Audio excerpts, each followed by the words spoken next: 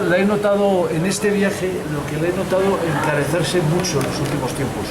¿Cómo? Que noté que se encareció mucho. Ay, ¿cómo está de caro? Está carísimo. Carísimo. Muy cara. Está más caro que Europa. Por ejemplo, lo que es alimentación en supermercados, más caro que Europa. Más caro que Europa. Mucho más caro que Europa. Más caro. Yo hice un máster no hace mucho en Madrid, un máster de ingeniería cultural, y cuando regresé a Colombia, las cosas estaban mucho más caras aquí que en Madrid. Productos básicos, productos como la espuma de afeitar, la pasta de dientes, un bote de mayonesa, la leche, por ejemplo, que en España vale 0,60 euros, que son 1.800 pesos, te vale 3.000 y pico en la Olímpica. Precios carísimos. Y Olímpica es más barato que Carulla. Ah, Carulla está prohibitivo. Sí, Carulla está prohibitivo. Y Jumbo está prohibitivo. Creo que Jumbo es chileno y ahora Carulla creo que es francés. Estábamos entonces con el tema del fracaso del modelo, digamos, electoral. ¿Y cómo examina la evolución de Cuba? ¿Cree que fue el camino correcto, que se podían haber corregido algunas cosas? ¿Cree que el modelo funcionó o que tenía que haber hecho algunas correcciones? Bueno, yo creo que... ¿Cómo te va? Estoy en un reportaje, entonces hablamos en otro momento. Te escribo.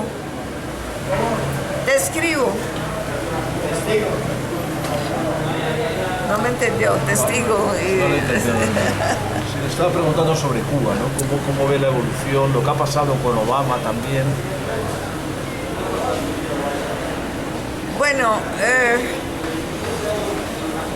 Cuba tiene grandes cosas, ha hecho maravillas con la educación, el nivel universitario, el nivel escolar es altísimo, la protección del medio ambiente es ejemplar, la parte que tiene que ver con la salud, el desarrollo de la medicina. Pero la economía, esa economía estatal es y será un desastre. El haberle quitado la iniciativa al ciudadano en la economía me parece un gravísimo error.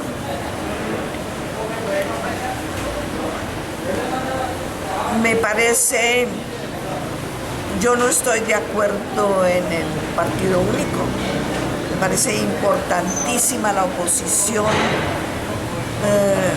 para corregir errores, la competencia política me parece, cuando la competencia política es sana y es honesta, aporta muchísimo a la creatividad. La competencia, siempre que sea sana,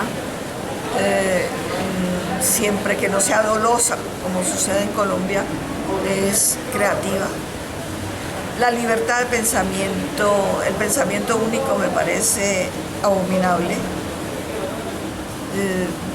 Y creo que la influencia del pensamiento marxista dañó esa posibilidad que tuvo en sus inicios la Revolución Cubana, pero si se es pragmático, no tenían otra alternativa, porque tenían encima a los Estados Unidos y a la OEA y a los países de derecha de América Latina e inclusive de Europa. Y necesitaban un apoyo político y lo encontraron en la Unión Soviética y eso los obligó a convertirse en comunistas inicialmente, y eso está grabado y los billetes lo decían, nosotros no somos comunistas, somos humanistas. Bueno, creo que hubiera sido un camino, una tercera vía latinoamericana.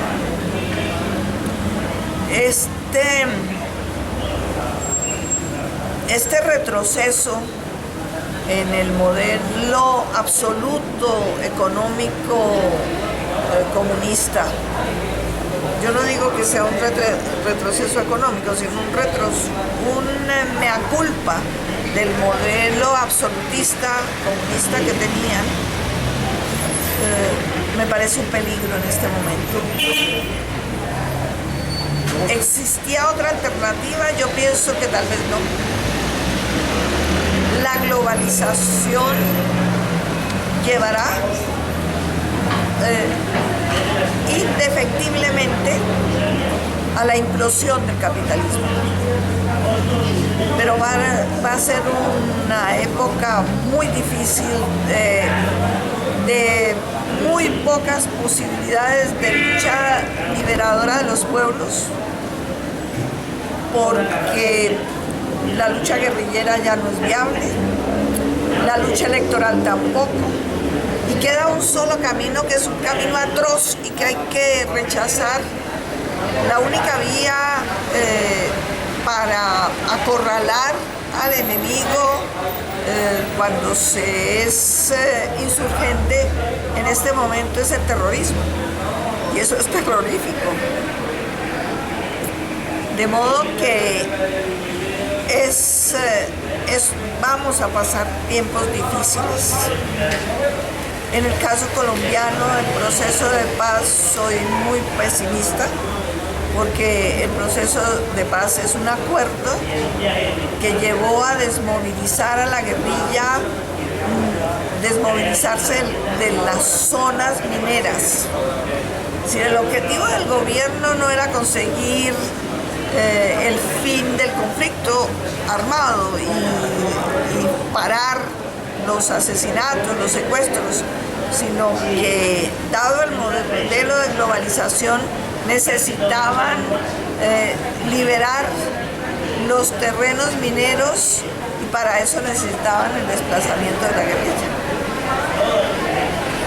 Luego le quería preguntar sobre el caso colombiano, ¿en qué falló aquí la izquierda, que ha sido de los pocos países de Latinoamérica que no supo hacerse con el poder, ni por la vía electoral, ni por la vía armada? ¿En qué falló aquí la izquierda? No, es que la oligarquía colombiana no acepta la alternancia en el poder, y cuando está a punto de llegar el pueblo al poder, o un modelo político diferente al statu quo, asesinan no solamente al dirigente, como en el caso de mi papá, que estaba a puertas del poder, sino que generan el genocidio. Es decir, el instrumento de lucha fundamental de la oligarquía colombiana es el asesinato en masa, planificado, genocida, o los magnicidios. Entonces, a eso, ¿cómo se le enfrenta a usted? Pues como sucedió en Colombia con la creación de la guerrilla.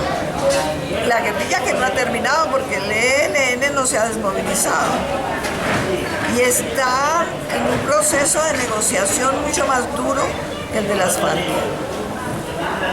Yo no sé si examina con respecto también a Colombia y con la región, con preocupación lo de Venezuela, porque yo en estos días lo que veo ya es un riesgo de confrontación civil ahí, ¿no?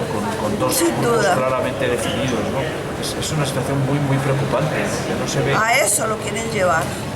Hay una tesis de un francés que ha sido un hombre que ha tenido mucha influencia en los medios virtuales, que plantea que en este momento tanto la Unión Europea como los Estados Unidos no tienen como antes intereses de conquistas imperialistas o coloniales, sino crear el conflicto para debilitar, que es lo que han hecho en el Medio Oriente, es lo que hicieron con la primavera árabe y lo que están haciendo con Venezuela, que es generar el conflicto. Ellos no buscan que la oposición gane, buscan es crear el conflicto y el enfrentamiento. Y eso tendrá evidentemente efectos sobre Colombia. ¿Hasta qué punto nos involucrarán en esa guerra? Es probable. Yo le quería también preguntar ya un par de cosas para finalizar, y una de ellas es que usted en los últimos tiempos ha llevado una batalla por reivindicar la figura de su padre en contra del establecimiento de aquí y del gobierno, ¿no? Porque esa inquina en contra de la figura de Gaitán por parte de algunos gobiernos o de algunos dirigentes colombianos, como Álvaro Uribe. Obvio, porque es que mi papá es peligroso hoy. Su mensaje ideológico es tan fuerte y su figura histórica tan atractiva que pues es obvio que quieran cometer memoricidio. No les bastaba matarlo físicamente, requerían también acabar con su legado. Y ellos maquinan una serie de tácticas de lucha de la guerra que no es la armada sino la cívica, que son hábiles, pero que hacen parte de lo que podríamos extender ya no solamente a la prensa, sino a los tipos de comunicación simbólica, que es la posverdad. Por ejemplo, invitan al Papa. ¿Y qué es lo que hace la derecha? A través de un monseñor fascista, como es Libardo Martínez, que es el presidente de una congregación eclesiástica que no sé el nombre bien. Este sacerdote entonces ha propiciado y le ha puesto una trampa al Papa, que es declarar benemérito a dos sacerdotes que estuvieron aliados con los paramilitares y con el ejército en contra del pueblo. Yo conozco muy bien el caso no del obispo que liquidó el ELN porque estaba aliado con los militares. De él no tengo información, pero sí de Pedro María Ramírez, que fue linchado después del asesinato de mi papá, inmediatamente después del asesinato de mi papá, porque era el cura que había asusado a los conservadores para que mataran liberales gaitanistas. Y entonces el cura tenía armas en la casa cural y entregaba armas a quien se ofreciera a matar liberales gaitanistas. En este país la iglesia ha sido carlista, ha sido falangista y ha participado en la violencia de Estado desde el siglo XIX. Los arzobispos, los obispos, ahora que estamos en el centro de Bogotá y hay tantas torres de iglesias, desde ahí el 9 de abril, el día que asesinaron a mi papá, disparaban los sacerdotes. El arzobispo de Bogotá fue a hacerle visita de pésame a mi mamá y ella le dijo: yo no me explico por qué usted, que no ha hecho nada para que la curia no sea asesina, viene a hacerme visita. los sacerdotes disparaban contra el pueblo en las torres desde las torres de las iglesias. Y el arzobispo le dice, no, doña Amparo, eso es falso. Dice mamá, ¿y por qué los que caían de las torres de las iglesias tenían tonsura? La iglesia ha jugado un papel criminal en Colombia. Ha traicionado a Jesús, porque la grandeza de Jesús fue haber acabado con la ley del talión y traer por primera vez a la historia religiosa el amor como herramienta de salvación. Y entonces Jesucristo habla de la solidaridad con el prójimo. Rompió todos los paradigmas reaccionarios de su época. Se acercó a los leprosos, que estaba prohibido. Defendió a la mujer adúltera. Defendió a las prostitutas. Es decir, era feminista en un momento en que, si ahora el machismo todavía impera, imagínese usted lo que significaba eso en su época. ¿Y por qué cree que el Papa se ha metido en este laberinto? Porque en el Vaticano hay muchos conspiradores. Él está caminando sobre un terreno minado, con muchos enemigos.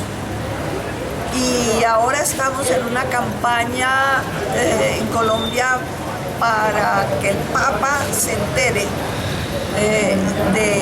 de la trampa que le han puesto los sacerdotes uribistas, porque ellos son partidarios del movimiento Centro Democrático y lo apoyan, y Libardo Ramírez ha estado en reuniones convocadas por Álvaro Uribe, de modo que están manipulando. Están manipulando al Papa y están haciéndolo caer, porque ellos lo que necesitan es desprestigiar al Papa, porque las cosas que está planteando el Papa no les conviene a los carlistas. Es un Papa, el primer Papa progresista, creo, de muchos años, ¿no? Es un Papa que, como Jesucristo, ha roto paradigmas, ¿no? Es un sacerdote que ha seguido el camino de Jesús, de consagrar su voz en defensa de los pobres, mientras que los que le han puesto esta trampa, espero que sea una trampa, espero que cuando se entere el Papa lo corrija, y yo creo que debería destituir a Monseñor Libardo Ramírez y que se dedique a sus menesteres personales y no a orientar la religión por un camino político. Porque es que además en Colombia, si usted habla con mucha gente, le dirán que van a votar en blanco en las próximas elecciones. No sé si usted lo ha oído. Porque ya el voto en blanco se ha convertido en el voto de la protesta y del castigo, y porque ya la gente no cree en el Congreso, ya no cree en la democracia representativa y no cree en los partidos están muertos. Yo acabo de tener una reunión con un líder nato que toda su vida ha luchado por el Partido Liberal y ha escrito varios libros en defensa del Partido Liberal. Y me dijo, es que el Partido Liberal se acabó. Y se han acabado todos los partidos, ya no hay partidos. Entonces, ¿a qué están apelando? A lo mismo que han hecho en Oriente, al sentimiento religioso que puede despertar el fanatismo, sobre todo en momentos de crisis. La gente espera que los santos, que Jesucristo, que la Virgen les hagan milagros ante esta situación donde los ricos son cada vez más ricos y los pobres cada vez más pobres. Entonces es normal que la herramienta que se está utilizando en este momento es, por un lado, el terrorismo y por el otro lado la religión, y las dos cosas van juntas. Que cada vez la concentración de riqueza en Colombia es mayor. Es escandalosa, y la riqueza, la acumulación de riqueza de los bancos. Pero ese mismo proceso del capitalismo financiero es lo que está carcomiendo al capitalismo, y habrá una implosión necesariamente, pero sobrevivirá un tiempo, es decir, es un enfermo terminal de largo tiempo, no es para mañana que se va a acabar, pero que el capitalismo estalla. Pues eso era todo, doña Gloria. Muchas gracias por sus palabras. Usted. Le voy a pedir algo.